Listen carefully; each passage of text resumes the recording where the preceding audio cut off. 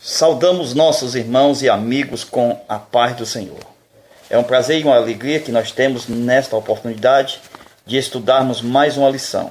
A lição que traz como tema o juízo final. Lição de número 11.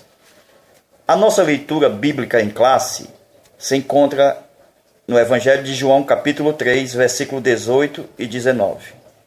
E Apocalipse, capítulo 20, versículo de 11 a 15. O nosso textuário se encontra no capítulo 20 de Apocalipse e no versículo 11, que diz: E vi um grande trono branco e o que estava sentado sobre ele, de cuja presença fugia a terra e o céu, e não se achou lugar para eles. A verdade prática: todos os ímpios terão de prestar contas dos seus atos perante o Supremo Juiz. Estudaremos nesta semana sobre o juízo final. Na lição passada, nós estudamos sobre o milênio, onde a Terra passará pelo processo de purificação, assim como a nossa alma passou pelo processo de purificação com o sangue de Jesus. A Terra, porém, será purificada com fogo no milênio. Os céus receberão no seu espaço a nova Jerusalém. E a terra será feita nova. Nós podemos ver, naquele momento, dos 1000 anos, Deus voltando ao seu trabalho, como aconteceu no capítulo 2 de Gênesis. O sol e a lua não dará mais a sua luz, pois a glória de Cristo será manifestada e a nova Jerusalém será o novo luzeiro. A lei da eternidade será como se fosse 1000 anos nosso para Deus, nesse tempo será como um dia. Quando a cidade chegar, o tempo acabará, entraremos para a eternidade. A primeira ressurreição é para os que irão fazer parte do grupo dos reis da nova Jerusalém celestial. Estarão em corpos glorificados e reinarão com Cristo durante 1000 anos no milênio. O milênio será na terra, e no final do milênio, após a vitória de Cristo na guerra de Gog e Magog sobre Satanás e os que se rebelarem, será a vez do julgamento do trono branco, quando Deus julgará todos os ímpios, dando-lhe seu destino final. Hoje, se uma pessoa julga a uma outra pessoa porque pratica coisas erradas, e ao mesmo tempo quem julga faz a mesma coisa que a outra pratica, esta jamais escapará do juízo de Deus no grande trono branco. Será tremendo o juízo final, porque o menosprezo à graça de Deus gera a condenação. Porém, os salvos de todos os tempos não entrarão em juízo, nem em condenação, mas terão a vida eterna. No juízo final, os condenados serão lançados no lago de fogo, conforme Apocalipse capítulo 20. Porém, algumas Bíblias que foram mal traduzidas acabaram confundindo a palavra Hades, que não é o lago de fogo, confundiram com o lago de fogo, chamando tudo de inferno. Algumas traduções chamam Hades de inferno e também chamam lago de fogo de inferno. E até mesmo a confusão ainda continua, porque chamam também a palavra de Hades como se fosse sepultura. Isto é uma confusão, porque Hades não é sepultura, e assim, quando colocam Hades com sepultura, vão confundir a mente do leitor, porque a sepultura é o local do corpo morto e o Hades é o lugar da alma que parte. Meus irmãos, a verdade bíblica é que o lago de fogo é o mesmo que o inferno. Eles estão colocando aí como qualquer uma outra coisa. Eles pegam lago de fogo, até mesmo colocam como sepultura, enfim. Irmãos, o que é o inferno? Conforme Mateus 25, 41, o inferno é um lugar preparado para o diabo e seus anjos caídos. Quem nega a existência do lago de fogo, do juízo final, e diz que não há inferno, é porque essas pessoas pessoalmente não concordam com a Bíblia.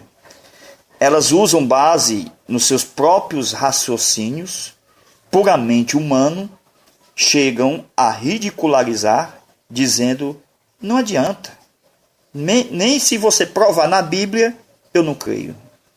Então, algumas pessoas já decidiram não crer na Bíblia, não crer no inferno de fogo, com base no seu sistema de lógica, isto é, no seu próprio raciocínio.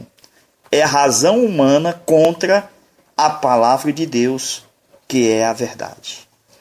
O lago de fogo é o fogo eterno de Mateus 25:41. O fogo eterno é a prova de que a punição dos ímpios não será sua extinção.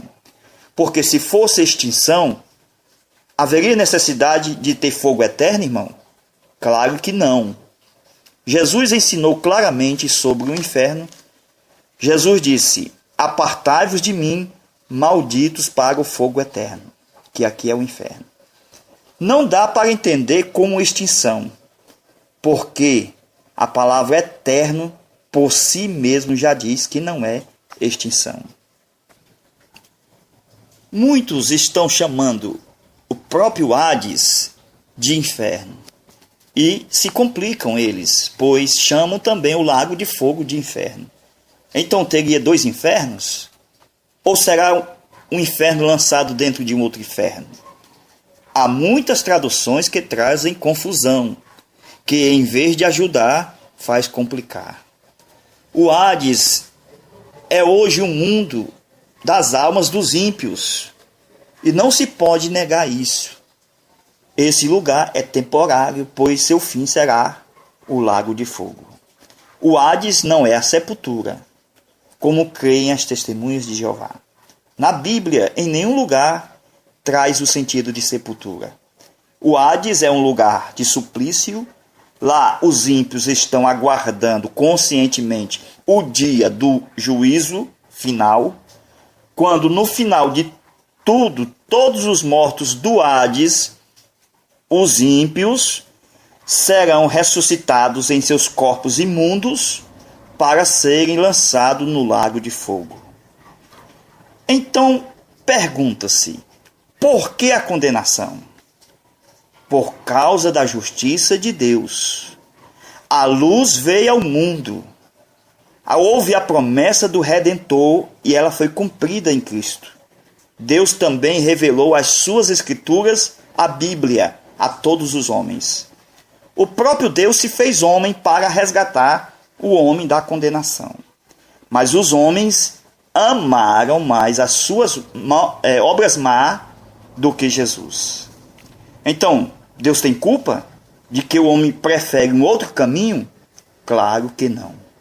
Deus jamais é culpado. Portanto, os homens que escolheram seus maus caminhos serão julgados e condenados por suas obras más. No juízo final, aparecerá o grande trono branco.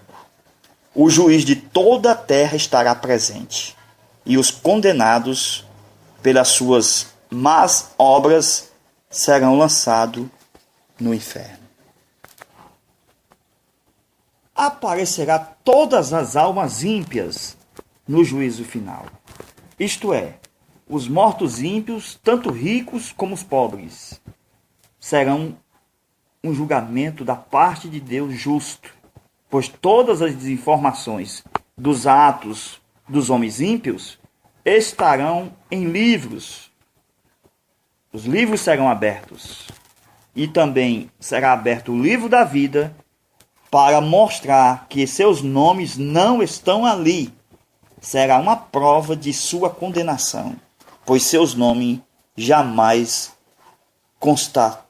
constarão ali. Então Deus também sabe, irmãos, que no próprio indivíduo, no ser humano, há um espírito humano.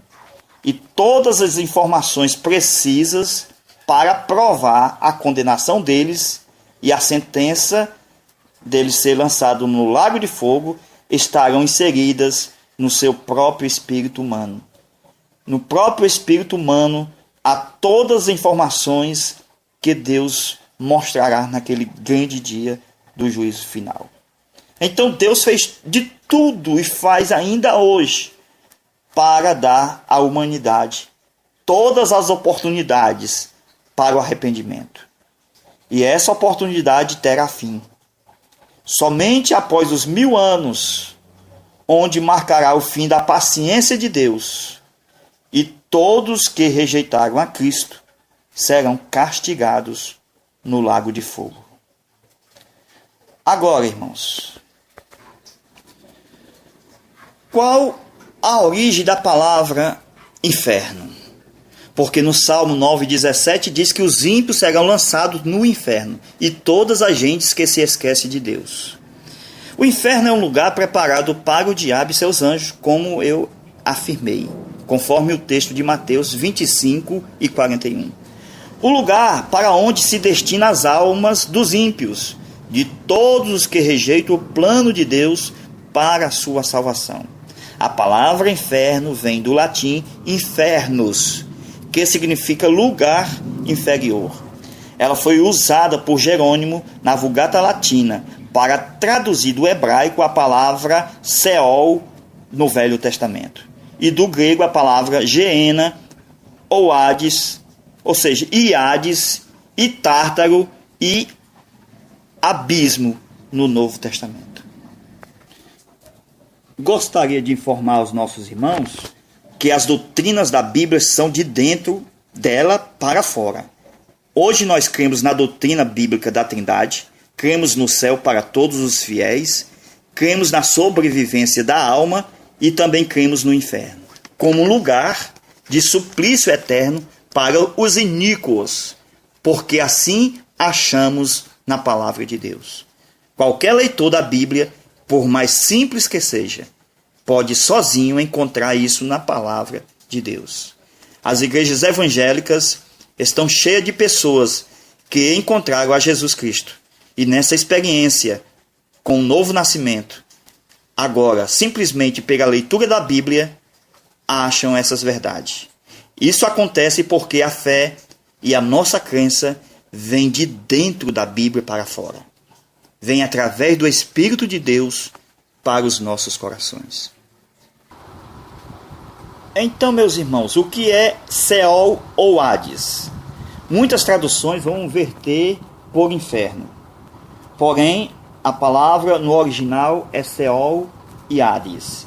O inferno, propriamente dito, é o lago de fogo, porque senão nós entraremos em confusão, chamamos de tudo ali de inferno. Portanto, a palavra Seol aparece 65 vezes no Velho Testamento, significando o lugar invisível dos mortos ou a habitação dos mortos. É o mundo subterrâneo que recebe os mortos. É a habitação temporária dos mortos. Então, são invisíveis aos olhos humanos, sendo profundos esses lugares, esse lugar. Então, vejamos que Seol não pode ser confundido com sepultura comum da humanidade, porque a palavra Seol, ela só vem no singular. Essa palavra só aparece no singular e nunca no plural nos escritos sagrados, sendo, portanto, um absurdo traduzi-la por sepultura. Então, Seol, não há nenhum vínculo com o corpo humano que foi sepultado. A palavra é mencionada em relação à alma dos mortos e não em relação aos corpos que morrem. Há passagem que fala da alma no Seol, Salmo 16, versículo 10. Então, o hebraico ele tem palavra própria para sepultura, que não é Seol. A palavra sepultura ou sepulcro em hebraico é kever, que aparece 67 vezes no Velho Testamento hebraico, e nenhuma delas a Septuaginta traduziu por Hades. Então, A palavra Seol ou Hades é uma linguagem específica. Não há na Bíblia nenhuma referência à alma que desce ao Kever, isto é, alma descendo à sepultura. E não existe nenhum cadáver que vai ao Seol ou ao Hades. Mas sim há referência à alma que desce ao Seol. Vocês podem ver isso na morte de Jesus. O corpo de Jesus, ao morrer, foi ao Kever. Isaías 53, versículo 9. No grego, tá certo? Essa palavra vem como minemeio.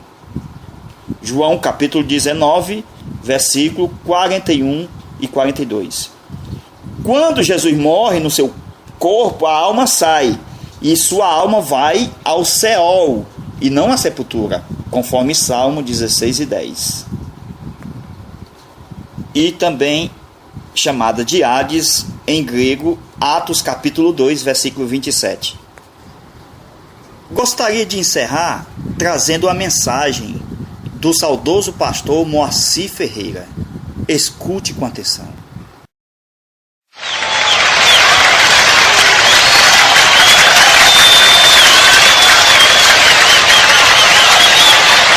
Vamos dar uma metralhada esta noite aqui. Oh, glória! Eu estou sentindo que nós vamos esbanguelar o Satanás esta noite. Oh, glória! 20 de Apocalipse, capítulo, versículo 11 a seguir. Acharam? Digam amém. O juízo final. E vi um grande trono branco, e o que estava sentado sobre ele, de cuja presença fugiu a terra e fugiu o céu, e não se achou lugar para eles. E vi os mortos, grandes e pequenos, que estavam diante do trono, e abriram-se os livros, e abriu-se o outro livro, que é o livro da vida, e os mortos foram julgados pelas coisas que estavam escritas nos livros, segundo as suas obras. E deu o mar os mortos que nele havia, e a morte e o inferno deram também os mortos que neles havia, e foram julgados cada um segundo as suas obras. E a morte e o inferno foram lançados no lago de fogo. Esta é a segunda morte. Deus da minha salvação, oh glória! Ouve, Jesus, o barulhão esta noite do teu povo. É a última noite que esse povo se manifesta nesta festa. Recebe, Jesus, como gratidão.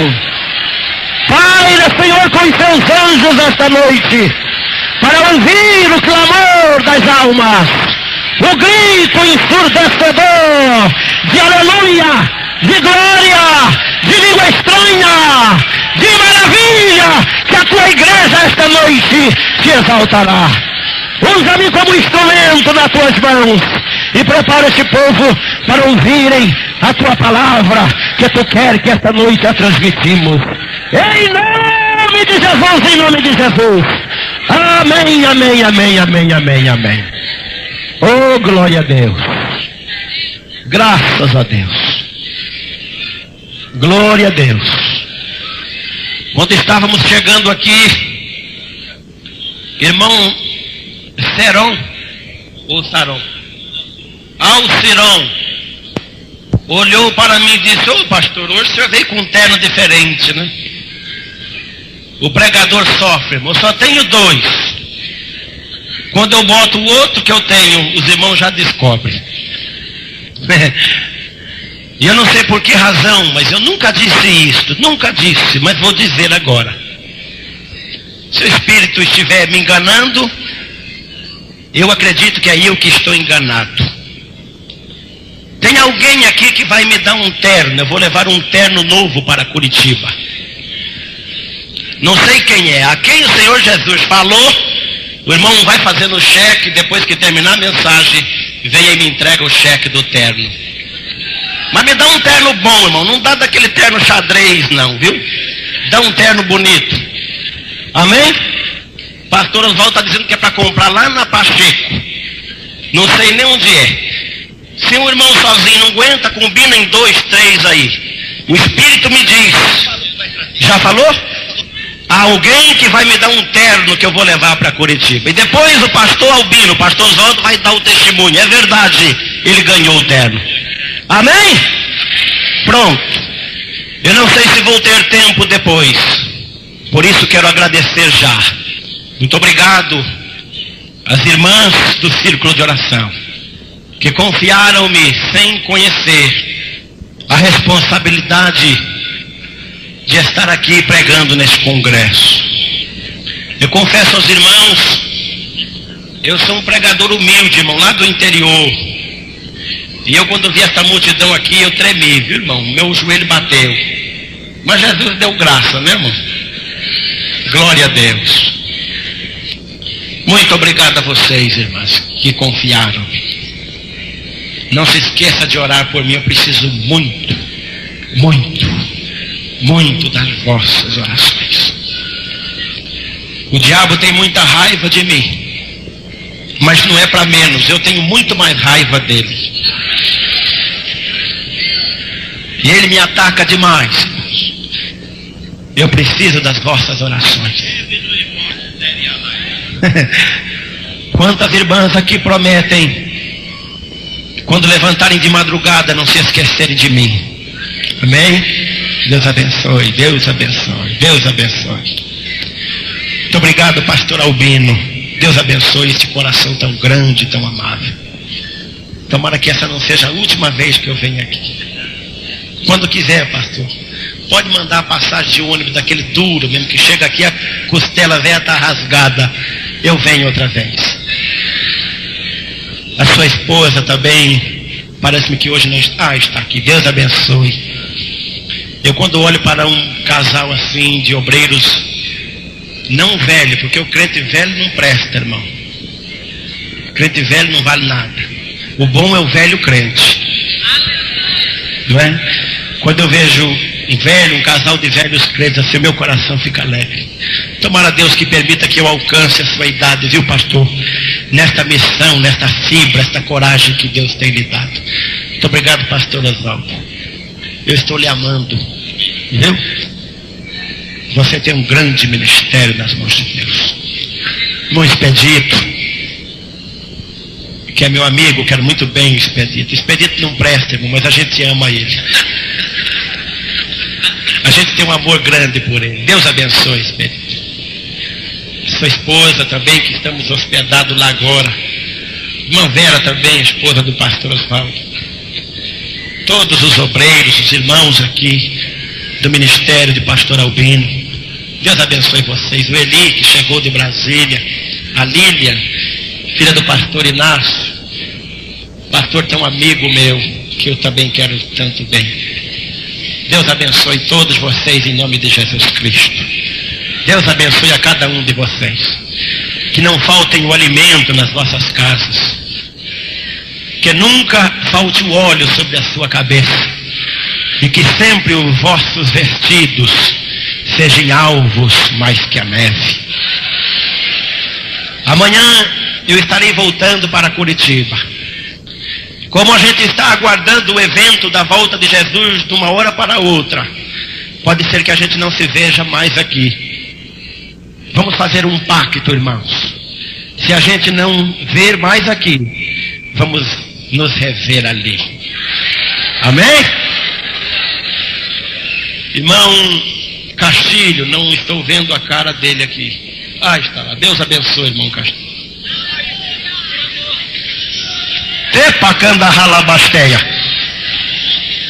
O irmão está dizendo que o Espírito Santo falou para ele ontem: dê um terno para o meu servo. Ontem ele falou para a esposa dele, que está lá ao lado dele: é mesmo, irmã? É mesmo terno? Aleluia! Fiquei livre dessa, viu, irmão? Estava no apuro para fazer isso cumprir. Irmão Castilho, eu tenho uma mulher e 2 filhas, elas também usam vestidinho, viu? É brincadeira, o compromisso de Deus é o terno. Amém? Deus abençoe, irmão Castilho. Esse irmão já me deu um carro. O pastor Albino não fica nervoso não, né? Deus abençoe, Deus abençoe. Já deu 4 para o pastor Albino. O senhor está ganhando de mim. Muito bem, irmãos. Agora a coisa é séria. Eu queria nesta noite falar uma palavra. E não estava no meu programa falar sobre o juízo final aqui neste congresso. Mas ontem o Senhor Jesus pediu-me, durante a mensagem, que hoje pregasse o juízo final aqui. A palavra do juízo final é pesada, é dura. Muito dura, dura demais. Mas vocês aguentam aí. Aguentam aí. Porque a espada de Jeová corta, mas não sai sangue. O Papa João Paulo II, quando esteve no Brasil, ele conseguiu reunir à sua volta cerca de 15 milhões de pessoas. É um número incalculável. Diz a história que tanto Nero como o cabo Napoleão Bonaparte tinham ao seu dispor cerca de 1 milhão de soldados aparelhados para peleja, para batalha. É uma multidão incalculável. 1 milhão de pessoas postas ao mesmo local. Mas a reunião do juízo final será a maior reunião de todos os tempos. Nunca na história, nos registros da humanidade, se registrara uma reunião tão importante, tão grande e tão numerosa como a reunião do juízo final. E ela será grande, porque nela vão estar os que já nasceram e também vão se fazer presente os que ainda vão nascer. A reunião do juízo final será a mais triste de todas as reuniões que já aglomeraram-se seres humanos nela. Na reunião desta noite, você pode não gostar da mensagem, pode não apreciar a fala desse pregador, e você pode descer as escadarias, sair dos assentos que estão, subirem as escadas rumo ao corredor e ir embora dizendo palavrões ou aquilo que lhe interessar. Mas na reunião do juízo final, não poderás se locomover do seu lugar, até que aquele que está sentado no trono não tenha julgado com poder e com autoridade todos aqueles que se comparecerem ali. Na reunião de hoje, você poderá se cansar, e o enfado poderá tomar conta, a canseira, e até sentir falta de ar e ir-se embora à sua residência, ao seu aposento, onde está aparelhada com finíssimos e luxuosíssimos aparelhos de ar-condicionado. Mas naquela reunião, você não poderá se levantar, porque aquele que está sentado no trono, ele tem na sua mão a vara de ferro, ele tem na sua mão o cetro, que estará julgando todos,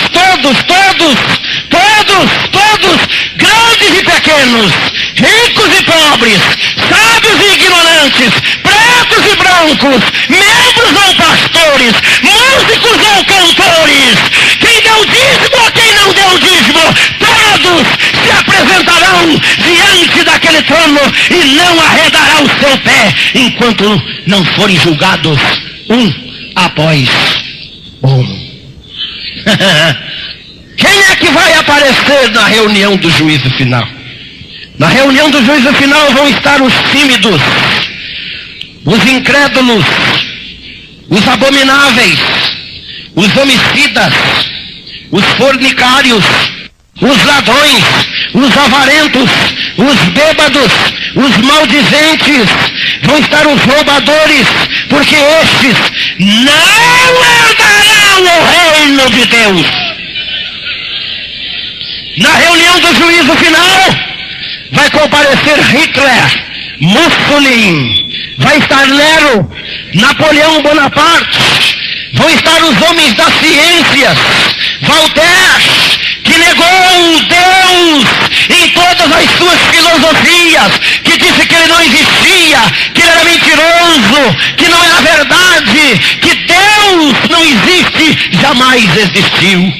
Na reunião do juízo final, eles vão ter que se curvar diante daquele que está sentado no trono. Oh, glória!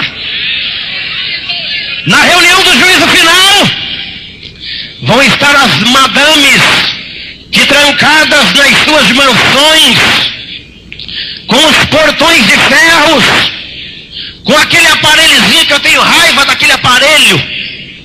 Como chama aquele aparelhozinho que tem na porta? Interfone.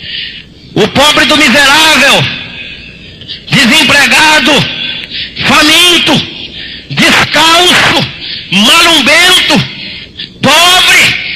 pobretão, ele chega na porta, aperta a campainha, e lá a madame manda ver quem é, e a sua empregada vem e diz: ah, dona, madame, é um mendigo, é um pobretão, é um miserável, sujo, um fedorento, que estava lá de joelho pedindo pelo amor de Deus, pelo amor de Jesus Cristo, me dá um pedacinho de pão para alimentar a minha fome, que eu estou morrendo.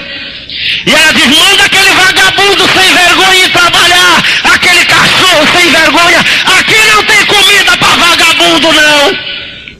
Mas na hora do almoço, ela manda fritar na chapa um bife acebolado mal passado e joga para os cachorros e os gatos comerem.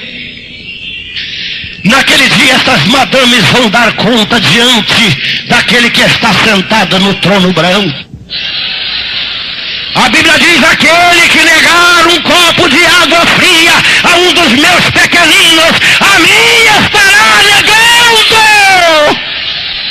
Meu irmão, você que é pobre, que é miserável, você que é lavandeira, você que engraxa sapato na rua, trabalhando cedo para comer depois do almoço, você que trabalha de sapateiro pegando preguinho ali, você que trabalha com uma dificuldade danada para poder sobreviver, fica tranquilo, irmãos, tranquilize-se, tranquilize-se, tranquilize-se. Nós não somos daqui, a nossa morada não é aqui, nós temos um lugar ali, o Senhor já tem reservado uma mansão para os seus filhos. Oh, glória! Na reunião do juízo final, vão estar os políticos que cometeram todo tipo de atrocidade, que enriqueceram às custas dos outros, pisando nos pequenos, que adquiriram terras, propriedades, mandando tirar a vida dos pequenos que estavam lá na terra plantando uma cebolinha, plantando um pezinho de alface de couve. O grandão, porque é senador sem vergonha, porque é deputado, porque é governador, manda matar, bota a polícia lá, prenda ele, joga na cadeia, manda embora, atira no pé dele para ver ele pular. Naquele dia, oh glória! Estes vão comparecer diante do trono branco de Deus para serem julgados. Naquele dia vão estar todos os crentes desviados, moços e moças, velhos e crianças, que cantaram no coral, que foram batizados no Espírito Santo como foram hoje aqui, conforme o ministério que Deus deu ao pastor Oswaldo. Foram 90, eu creio que foi mais de 100. Crentes que falaram em língua estranha, que tiveram visões, que tiveram sonhos, que profetizaram, que foram utilizados nas mãos de Deus, mas que foram enganados pelas prostitutas, que cederam aos convites das meretrizes, que não aguentaram o rachado das saias rasgadas, que não suportaram não, o convite de algum ébrio, de alguém que o convidou para um bacanal, para estar uma noite numa discoteca, num forró com uma gaita de 8 baixo. Naquele dia do juízo final, esses crentes desviados hão de comparecer diante do trono branco para serem julgados, cada um segundo as suas obras. Oh, glória! Na reunião do juízo final vão estar todos aqueles que cometeram pecados e que nunca confessaram. A Bíblia diz: aquele que confessa e deixa as suas transgressões alcançam misericórdia. Há crentes que aceitaram Jesus como Salvador, e Jesus, através do seu sangue, perdoou, lavou, justificou todos os seus pecados. E agora eles estão caminhando, e a Bíblia diz que você é uma nova criatura. O homem velho se passou, eis que tudo se fez novo na sua vida. Mas você vai indo, vai crescendo, vai lendo a Bíblia, estudando, e você vai cometendo pecados. Nas suas viagens por aí, trancados nos quartos dos hotéis, longe de todos, escondido, não tem ninguém vendo, você comete todo tipo de pecado. E depois você vem da viagem, vem para uma reunião como esta aqui, o Senhor Jesus te abençoa, porque Ele abençoa mesmo. Ele diz que todos que vêm a mim, de maneira nenhuma eu lanço fora. Se você pede, Ele dá. Se você implora, Ele te oferece. Mas você não confessa o seu pecado. E você vai tomando a ceia, toma uma, toma duas, toma três, e você continua no adultério, na prostituição, continua enganando, continua mentindo, e continua tomando a ceia, e o seu pecado vai para o seu inconsciente, que é o cérebro, a máquina desse computador que Deus fez, e você vai passando, nasceu o pastor da oportunidade, e você chora, vem e toma, e você nunca confessa o seu pecado. Naquele dia do juízo final, você estará lá para dar conta do seu pecado que você não confessou diante de Deus. Na reunião do juízo final vão estar os casais que cometem todo tipo de atrocidade, todo tipo de sexo ilícito. Se fecha no seu quarto, se tranca nele e diz: aqui quem manda é nós, minha velha. Sim, meu velho, aqui é nós que mandamos, é verdade.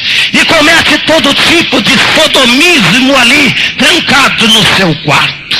Cometem o sexo oral, o sexo anal e todo tipo de pecado que abomina o templo do Espírito Santo de Deus.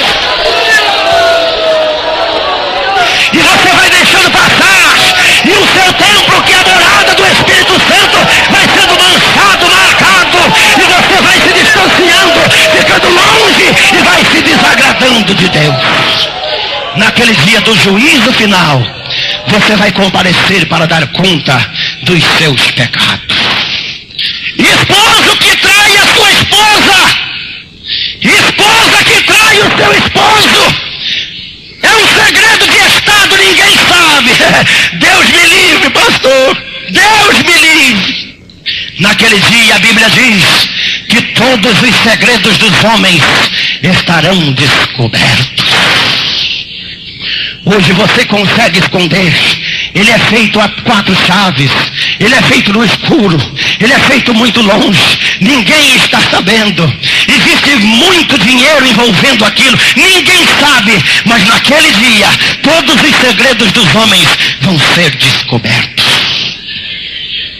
Naquele dia, vão estar muitos obreiros, pastores, evangelistas, presbíteros, diáconos, cantores, compositores, músicos, tocadores, vão estar naquele dia para dar conta dos atos e dos feitos que cometeram.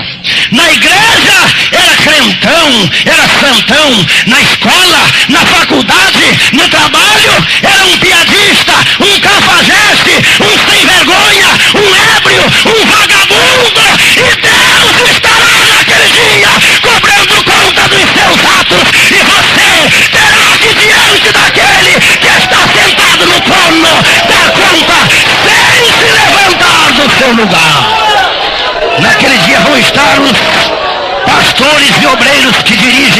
igrejas que deixaram a crentarada viver do jeito que quer. Pode cortar o cabelo, não tem problema, irmão. O irmão é rico. Se excluir a filha dele, irmão, ele vai ficar bravo demais. Manda, irmãos, esse vagabundo embora. Nós não podemos mexer com aquela família, irmão, porque é muito rico. O dízimo dele é muito grande. Se mexer com ele, irmão, Deus me livre. Irmão, não. A obra não é nossa. Esta obra é do Senhor. Naquele dia vão estar os grandes e pequenos. Vão estar os poderosos, os grandão, que ninguém mexia, ninguém movia com eles, ninguém mexia, ninguém aguentava mexer com ele. Naquele dia o meu Jesus vai mexer o narizão dele. Na reunião do juízo final, vão estar todas aquelas moças, nossas filhas. Eu sempre digo, eu tenho a menina, minha filha com 12 anos. A Marjorie é linda, que nem eu. E eu já dei ordem lá, na igreja lá em Curitiba ela não se casa. Os meninos tudo têm medo, pastor. Eu falei, filha dos outros não é para andar no braço de cafajeste, não. A minha filha está crescendo e ela vai se namorar, porque eu também namorei e me casei, ela vai também. Mas o dia que eu souber antes dela se casar, que eles estão fazendo dengo, coco, e querem queco, eu vou convidar o camarada para ir tomar um chá lá em casa, e eu quero quebrar ele de cacete, eu quero esmurrar a venta dele. Mas naquele dia do juízo final, irmão expedito, vão estar aquelas moças, cantaram do coral, não vão, era uma belezinha. Mas quando saíam da igreja, se metiam dentro de um carro com um namorado, e cometia todo tipo de pecados. A mãe dava 11, meia-noite, 1h da madrugada, precisava tomar cibalena com Coca-Cola e toda hora um chazinho de hortelã, porque estava se desgabelando. Onde está a minha filha? Onde está a minha filha? E quando ela chega, toda arrumadinha, penteada, onde você estava, minha filha? Eu estava numa reunião de oração, lá com os irmãos, lá na congregação, naquele dia do juízo final. Oh, glória! Você vai dar conta, moça, disso, diante daquele que está sentado no trono. Como será a reunião do juízo final? Como será a reunião do juízo final? A reunião do juízo final vai ser no ar. A Bíblia diz que desapareceu o céu e a terra. Fugiu o céu e a terra. Os que vão chegar para esta reunião vão chegar mortos. Porque os mortos é que vão comparecer. Eles não ressuscitarão.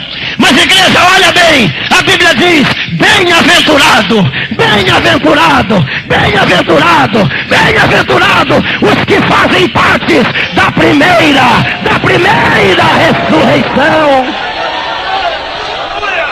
Oh, glória! Porque os que estão na frente para serem julgados estão à disposição daqueles que estão para julgar em cima do trono. Você que tem um parente que faleceu, que morreu, ele vai ressuscitar primeiro num corpo incorruptível e de glória, e vai subir ao encontro do Senhor. E no arrebatamento da igreja, para nós que vamos estar em cima do trono, vai acontecer pelo menos de chinela havaiana para ficar mais baixo. Naquele dia do arrebatamento da igreja, o mais gordo vai ficar mais magro, e o mais magro vai ficar mais gordo. O mais alto vai ficar mais baixo, e o mais baixo vai ficar mais alto, porque a Bíblia diz que nós vamos ser como Ele é. O juízo final vai ser no ar. Os mortos se apresentarão, e o trono branco de Deus começa a descer. É milhares que estão em cima do trono. A igreja, desde a sua eternidade, desde Adão, estarão em cima do trono, estarão descendo com Jesus. O trono vai ser tão grande que a terra não vai dar conta de ele assentar sobre ela. Quando ela estiver descendo, os mortos que estarão comparecendo estarão dizendo: montes caiam sobre nós, rochas caiam sobre nós. Nós não suportamos a glória daquele que está sentado no trono. E eles vão querer desaparecer e vão querer esconder-se um atrás do outro. E naquele instante vai passar a terra e vai passar o céu, e o julgamento vai ser no ar. Como será o julgamento? Diz a Bíblia que ali no trono estarão os livros e o livro da vida. Quais são os livros que vão estar ali para serem julgados? Eu não tenho dúvida. A Bíblia diz que vai passar os céus e a terra. E o céu e a terra nesta ocasião já se foi. Mas a minha palavra não passará. Eu não tenho dúvida que ali estará o livro de Gênesis, de Êxodos, de Levíticos, de Número, de Deuteronômio, de Josué, Juízes, Ruth, Samuel, Reis, Crônicas, Esdras, Neemias, Esther, Jó, Salmos, Provérbios, Eclesiastes, Cantares, Isaías, Jeremias, Amós, Obadias, Jonas, Miqueias, Naum, Abacuque, Sofonias, Ageu, Zacarias, Malaquias. Vai estar Mateus, Marcos, Lucas, João, Atos, Romanos, Coríntios, Gálatas, Efésios, Filipenses, Colossenses, 1º e 2º Tessalonicenses, Timóteo, Tito, Filemão, Tiago, Hebreus, Pedro, João e Apocalipse São João. Os livros estarão ali em cima do trono. E também estará o livro da vida. O juízo final não terá um tempo determinado. Pedro escreveu que um dia para Deus é como 1000 anos, e 1000 anos é como um dia. E a Bíblia diz que o dia do juízo final será o grande dia do Senhor. O grande dia do Senhor. Esse dia poderá ter 1000 anos, poderá ter 2000 anos, poderá ter 3000 anos, 4, 5, 10, 15, 20, 50 mil anos. Enquanto todos, um por um, não tiver sido julgado, o Senhor não encerrará o juízo final. O julgamento não será por igreja, não será por família, não será por nações, não será por povos, não será por línguas. O julgamento será individual. O Senhor começa o juízo final. Preste atenção agora. Começa o juízo final. Nós vamos estar entrando nele agora. Preste atenção. O Senhor Jesus vai chamar um por um para ser julgado. Um por um. E dar-se ao caso que Jesus chamará a senhora Maria, fulana de tal da Silva. E essa senhora, quando se apresentar diante do Senhor que está sentado no trono, diante dos livros que estarão esparramados ali, folhas por folhas, ela vai dizer: Senhor, tu está enganado. Eu? Tu não está enganado não? Não é você mesmo. E Jesus vai dizer: aqui no livro de registros dos seus filhos, tinha 5 menininhos, 5 deles, e tu só apresentou 3. Onde estão os outros 2? Ah, Jesus, eu sabia que tu ia perguntar isso. Eu tinha certeza. Pois é, Jesus, tu sabe. A gente viveu na época, morávamos no Brasil na época da pior recessão. Tu sabe do plano cruzado, né, Jesus? Que todos nós estávamos com a fé nele, não deu certo, Jesus. E nós não podíamos criar nem os 3, Jesus, como é que nós ia criar os 5? Aí eu combinei com meu marido e nós abortamos os outros 2 menininhos. E Jesus vai dizer: tu não sabes que tu mataste, que tu destruíste 2 vidas que iam nascer não por sua vontade, mas pela minha vontade. Tu não sabes que os filhos que você tinha não eram seus, mas eles são meus? Que história é essa de você dizer que não podia criar? Quem é que cuida dos passarinhos no campo? Pois é, Senhor, eu sei, é tu. E quem é que veste os lírios do campo, que não trabalha e não tece, e nem mesmo Salomão vestiu igual a eles? Abra aí na Bíblia. Jesus pode chamar um anjo aqui, Albino. Abra aí, meu anjo Albino. Lá ele vai ter outro nome, eu não sei como é que vai ser. Albino é feio mesmo. Abra aí, veja aí o que diz a minha palavra com referência à comida, o pão de cada dia. E o anjo vai abrir no livro de Salmos e vai ler ali que o salmista diz: eu nunca vi um justo desamparado, e nem a sua descendência mendigar o pão. Na casa dos crentes nunca faltou pão. Pode não ter em abundância para jogar fora, mas para encher a barriga tem. Quando não tem farinha, tem mandioca.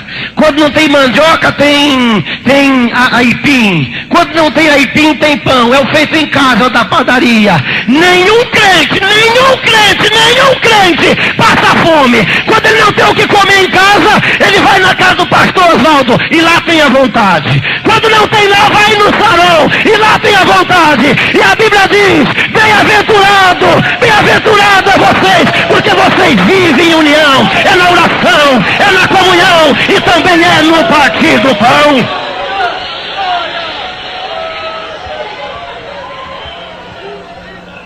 Você poderá estar condenada porque você matou, abortou uma criança que estava nascendo no seu ventre, que não é teu, mas é de Deus.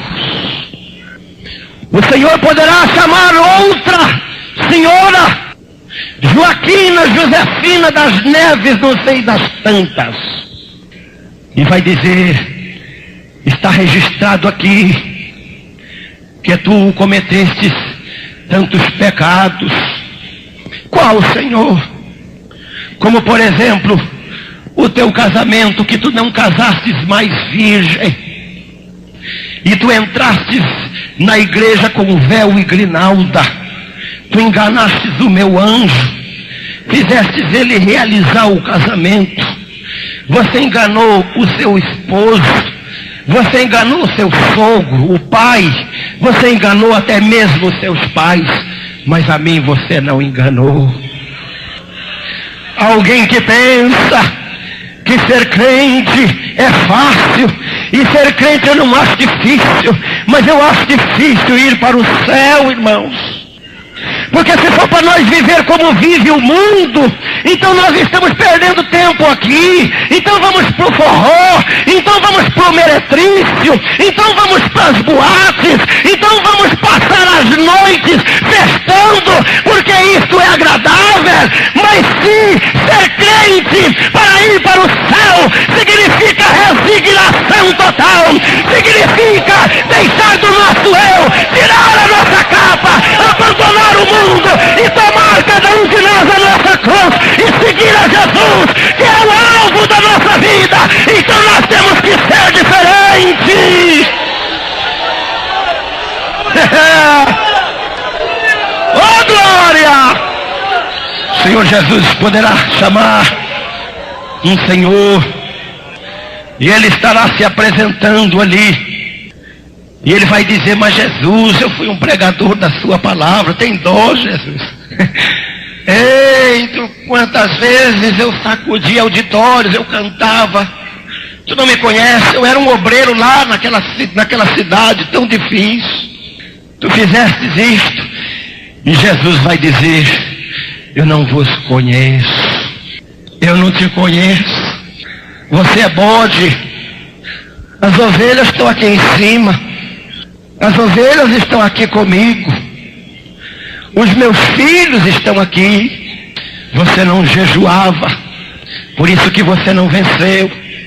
Você não se consagrava, por isso que você não venceu. O seu desejo estava voltado para as coisas materiais. Você queria enriquecer-se. Você tinha uma fome. Você não tinha tempo para a igreja. Você não tinha tempo para um momento de oração. Você não tinha tempo para um momento de consagração. Você não tinha tempo para um momento a sós comigo.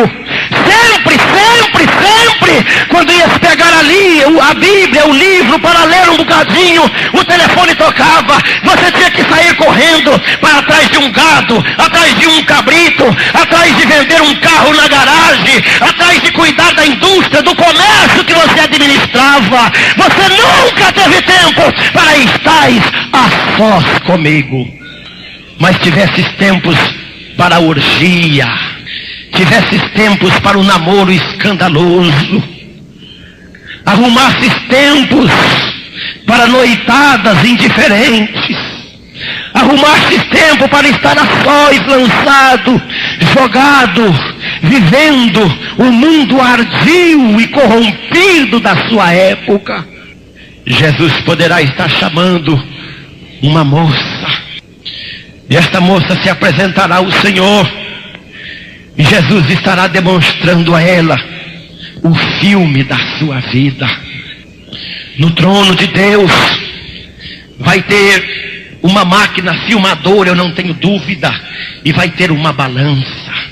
Os Estados Unidos conseguiu, através do seu feito extraordinário, inventar uma lente cinematográfica através de raio laser, que eles filmam do outro lado de uma parede tudo que está acontecendo do outro lado de uma parede.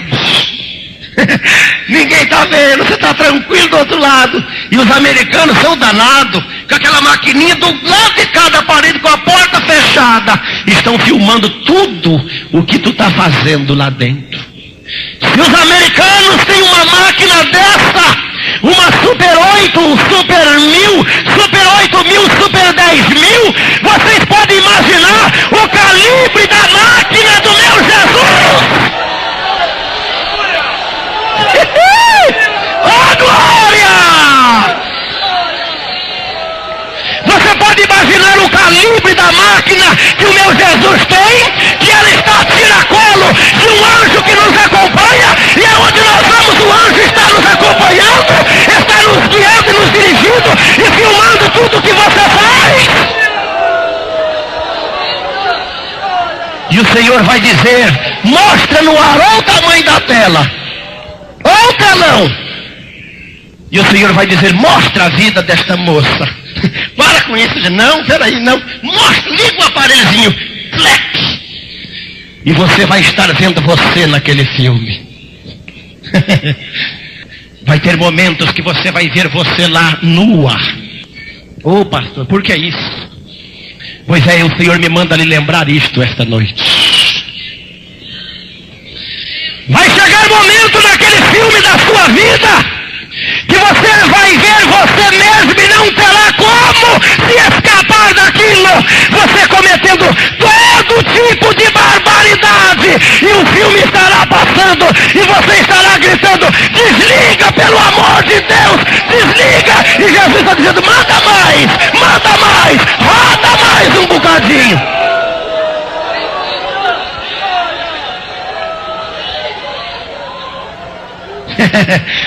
Você não sabia disso, né, irmã? Pois é, vai ser assim mesmo. O Senhor vai mostrar você, moça e moço, esbofeteando a cara do seu pai que lhe criou e lhe amamentou. O seu pai que lhe tem tanto carinho, que lhe ama tanto, que lhe dedica tanto amor. Você vai ver naquele filme você batendo no rosto da sua própria mãe. Alguém me perguntou esses dias: pastor, por que eu estou sofrendo? Por que, pastor, eu mereço sofrer tanto assim? Conta, irmão, um bocadinho da sua vida para mim. Ah, pastor, eu era isso. Eu falei: irmã, você não está sofrendo nada. Nada, irmã, nada. quantas mulheres hoje que estão pagando aquilo que cometeram quando eram jovens para sua mãe. A sua mãe dizia: filha, não chega depois das 10 não. Tu chegava sempre à meia-noite. Hoje a tua filha está chegando às 2 da madrugada. Aqueles que dizem assim: eu gosto só de menininha nova, eu não gosto de coroa não, para mim tem que ser só garotinha novinha. Quando eu vejo uma menininha novinha, eu fico tão alegre, me alegro tanto no espírito, graças a aleluia. Pois é, você vai se casar e você também vai ter uma garotinha, e você vai encontrar-se com um camarada que também vai gostar só de guriazinha e vai pegar a tua filhinha que você amamentou ela no teu seio. Alguém que diz assim: como eu adoro paquerar a esposa dos outros. Você vai encontrar alguém que também adora paquerar a sua esposa. Você é tudo que faz nessa vida, a Bíblia diz. Não errei, não errem, não errem, seus devassos, porque Deus não se deixa escarnecer. Tudo que o homem semear, ele vai colher. E naquele dia você estará colhendo tudo que você plantou. Hoje você está dizendo: pastor, que é esse secreto dessa igreja? Não pode cortar o cabelo, não pode usar saia rachada, não pode ir no baile, não pode assistir o Rambo 2, não pode ver o Sylvester Stallone, não pode, Deus me livre, não pode fazer nada. Eu não quero ser crente não. Naquele dia, quando você vê aqueles que estão assentados em cima do trono com Jesus, tu vai conhecer ele. Poderá ser o seu próprio pai ou a sua própria mãe. Quantas filhas não vão ser julgadas pelos pais que estão assentados no trono? E quantos pais não estarão sendo julgados pelos filhos que estão assentados no trono? Hoje o seu pai diz: filha, vamos à igreja.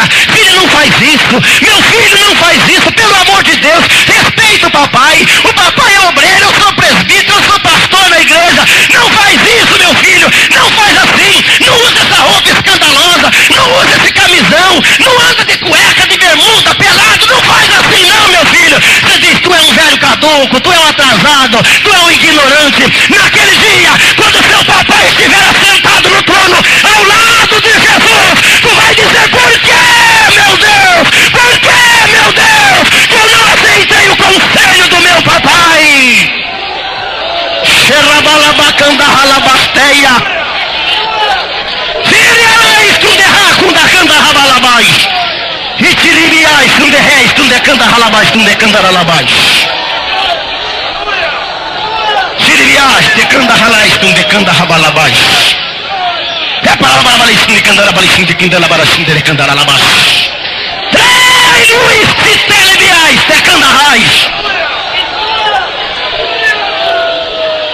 Oh, esse dia vai ser terrível demais.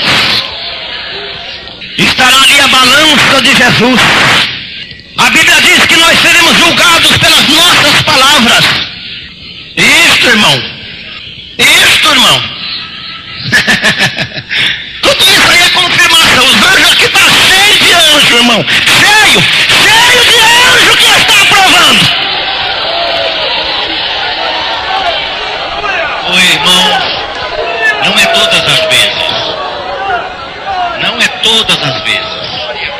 Mas em regra geral, quando uma pessoa fala em língua perto de mim, eu sei o que ela está falando. Em regra geral.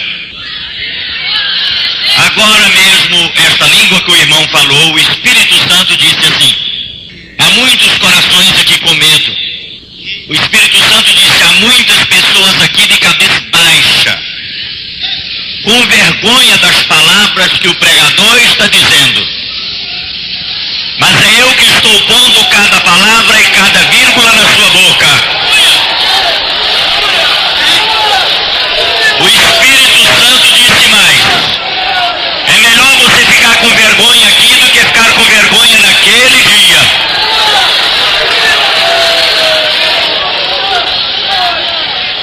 Porque há pessoas aqui nesta multidão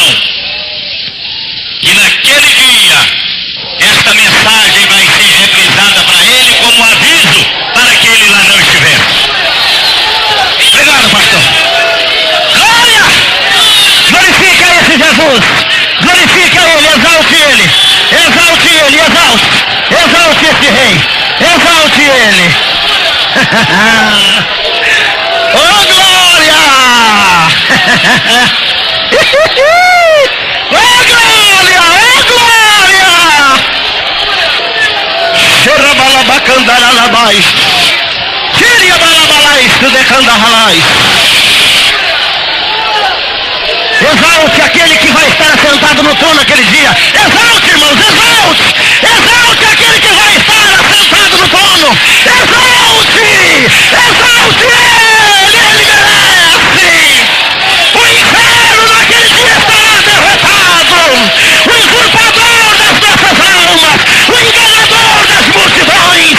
O mentiroso pai da mentira. Aquele que enganava a juventude. Aquele que deturpava os casais. Ele estará vencido. Oh, glória! Glória, glória, glória, glória, glória a ele. Faça assim, irmãos. Cumprimente ele. Salve ele. Salve ele. Oh, graças a Deus.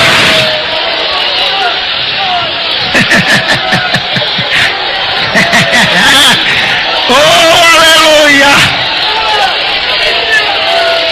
Oh, aleluia! Aceitem só mais um pouquinho que eu tenho alguma coisa mais a vos dizer. Só mais uns minutinhos. Olhem para mim. Oh, glória a Deus! Oh, glória a Deus! Oh, glória a Deus! O sangue de Jesus vai passar aqui esta noite. Daqui a pouquinho, irmão, eu vou lhe dar a chance de vir aqui. Espere um bocadinho só um minutinho mais. Esta vai ser uma noite que nós vamos esbanguelar o cão. Alguém perguntou-me, pastor, dia desses em Curitiba faz uns 2 meses. Ele é um presbítero da igreja. Pastor, eu não aguento mais. Por quê, irmão? O que é que o senhor não aguenta mais? Pastor, eu estou sendo acochado, amarrado, apertado. Toda Santa Ceia, o Espírito Santo me coloca um punhal no umbigo. E eu, pastor, não sei mais. Eu tenho que confessar, eu tenho que falar. Oh, graças a Deus. Aquele que confessa, irmãos, alcança misericórdia. E ele me confessaram um pecado que tinha cometido há muitos anos no passado. Ele mesmo pensava que já tinha sido perdoado. Mas ele diz, pastor, eu ainda não fui perdoado, eu sou um presbítero, eu dou Santa Ceia, eu dirijo a congregação, olha, eu estou indo muito bem, a congregação vai bem, mas eu sinto que não estou perdoado. Eu chamei 3 obreiros meus de confiança, e nós conversamos ali, e nos abraçamos com aquele irmão, e ele se deitou no chão, derramou grandes gotas de lágrimas no nosso assoalho. E quando ele se levantou, ele me abraçava e me beijava e dizia, pastor, agora eu estou perdoado. Agora eu estou perdoado. Agora eu quero que o senhor chame a minha esposa e conta para ela, porque agora eu estou perdoado.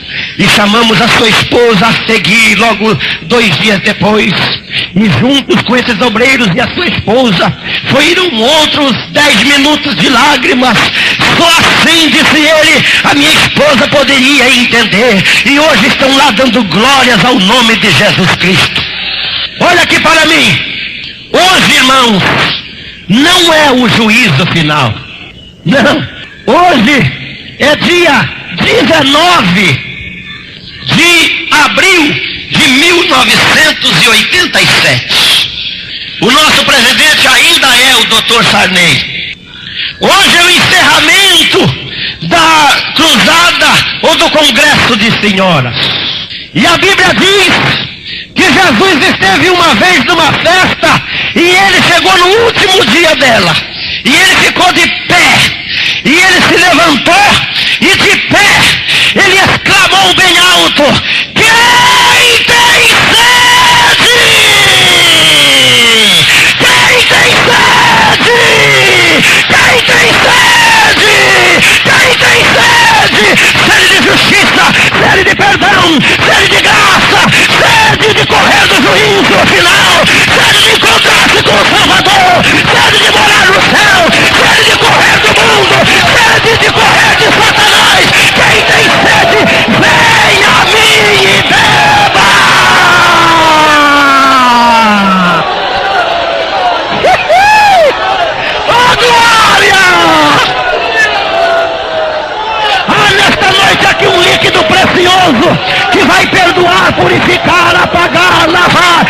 esconder todos os nossos pecados.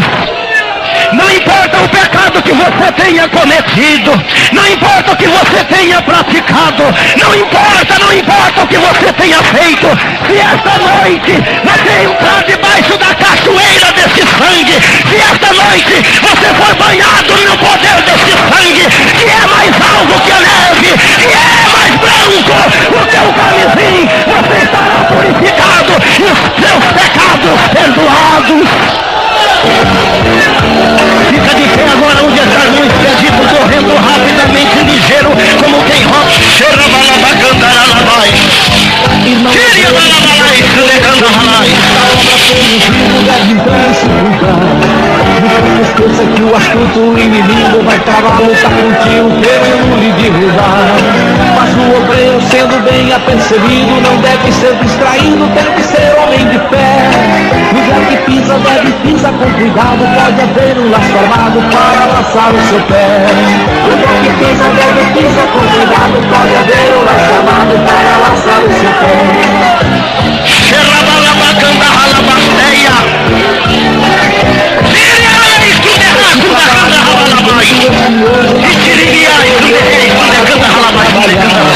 Os que trabalham em sua vitória certa, mas precisa estar alerta para não se embaraçar.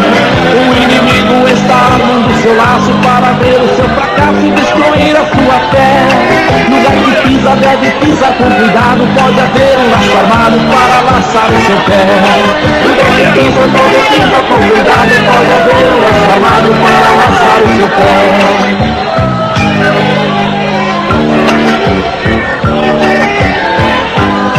Muitos obreiros já estão envergonhados pelo laço amarrado, estão caídos no chão.